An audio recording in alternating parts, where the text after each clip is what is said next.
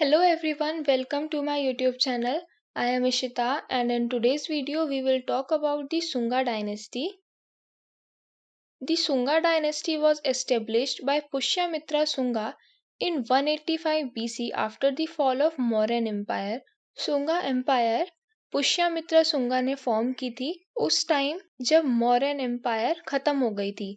तो मौर्यन एम्पायर के बारे में मैंने अपनी प्रीवियस वीडियोस में बताया था। If you have not seen those videos, you can click on the I button or you can go into the description box. तो सुंगा एम्पायर पुष्यमित्र सुंगा ने 185 BC में फॉर्म की थी after the fall of Mauryan empire.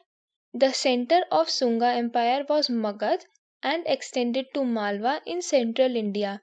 तो initially Sunga empire का जो centre था वो मगध था, बट लेटर ऑन वो मालवा की तरफ एक्सटेंड हो गया जो सेंट्रल इंडिया में है। The dynasty flourished art, architecture, philosophy, including small terracotta images, large stone sculptures and architectural monuments.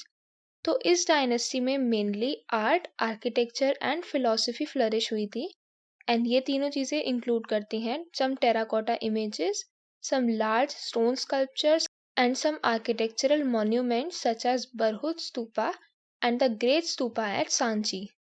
So this period either completed the incomplete stupas of Mauryan period or rebuilt them. तो हमने Mauryan empire में पढ़ा था कि उन लोगों ने काफी स्तूपास की फॉर्मेशन की थी।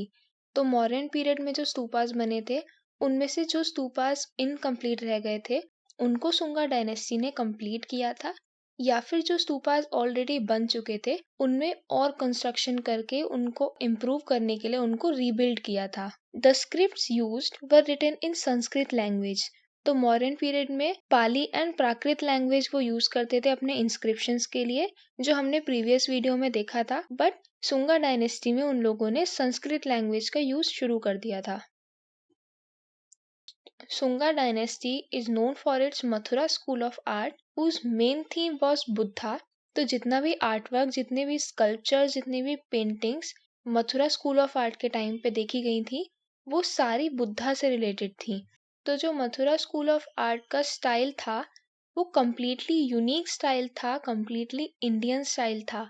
किसी फॉरेन आर्टवर्क का इन्फ्लुएंस उस टाइम पीरियड के आर्टवर्क में देखने को नहीं मिला था। And the material they used was spotted sandstone. They created theoretical human figures. Theoretical human figures का मतलब जितने उनके स्कल्पचर्स होते थे वो लोग उसमें रियलिस्टिक काम नहीं करते थे। हाईली डेकोरेटेड हेलो, तो जैसे इस पिक्चर में बुद्धा के पीछे एक सर्कुलर शेप दिख रही है, इसको हेलो बोलते थे and it was highly decorated and all the jewelleries and necklaces were made up of metal beads. तो वो स्पॉटेड सैंडस्टोन के साथ साथ मेटल का भी थोड़ा बहुत यूज करते थे ज्वेलरी एंड नेकलेसेस को बनाने में। So let's talk about some famous artworks under Sunga empire. The first one was the native tradition of stone carving. So the best example for this is Sanchi stupa. Sanchi stupa की फॉर्मेशन ऑलरेडी मौर्यन पीरियड में हो गई थी, but Sunga dynasty के time period में इसको rebuild किया गया था। इसका जो बेस था उसको एक सर्कुलर शेप दे दी थी, उसके साइज को डबल कर दिया था एंड जितनी भी अनबेक्ड ब्रिक्स थी उनको बेक्ड ब्रिक्स से रिप्लेस कर दिया था। स्तूपास की रेलिंग्स के बारे में भी हमने मॉडर्न पीरियड में पढ़ा था। जो आउटर रेलिंग होती थी उसको वेदिका बोलते थे एंड जो इनर रेलिंग्स होती थी उसको मेदी बोलते थे। तो इन रेलिंग्स को बनाने के लिए सैंडस्टोन का यूज किया था। Carvings on interior with single motive. Stupas की जितनी भी इंटीरियर वॉल्स होती थी उस पे वो लोग कार्विंग्स करते थे मोटिव्स की हेल्प से। मोटिव क्या होता है? तो मोटिव होता है एक छोटी सी डिजाइन एंड उस डिजाइन को बार बार रिपीट करके एक बड़ी डिजाइन क्रिएट की जाती है। Some common motifs they used were wheel and trees. Toranas were decorated with yaksha yakshini motifs. Yaksha and yakshini क्या होता है ये भी हम लोगों ने मॉडर्न पीरियड में ऑलरेडी पढ़ लिया है। तो yaksha was considered as god and yakshini was considered as goddess and the toranas were these gateways and on these gateways they used yaksha and yakshini motifs. The second famous artwork is railings of Mahabodhi temple at Bodh Gaya.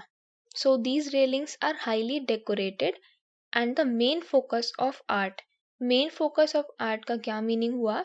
Mahabodhi temple में और भी कई artworks थे, but जो main focus था, जो main attraction था, वो इसकी रेलिंग्स पे जाता था. So therefore it is known as the main focus of art. Evolution of stupas. Stupas की फॉर्मेशन हुई थी मौर्यन पीरियड में, बट सुंगा पीरियड के एंड तक आते आते स्तूपास में बहुत सारे इवोल्यूशंस हुए, बहुत सारे चेंजेस हुए. तो इनिशियली जब स्तूपास बनने स्टार्ट हुए थे, they were simply a mound of dirt, एक मिट्टी का ढेर थे. And after some time they were used for burying Buddhas along with relics. ये पॉइंट भी हमने मौर्यन डायनेस्टी में देखा था. बट आगे चल के सुंगा डायनेस्टी में क्या हुआ, स्तूपास को एक रिलीजियस प्लेस में कन्वर्ट कर दिया गया and the people started using stupas for meditation. Stupas symbolizes Buddha.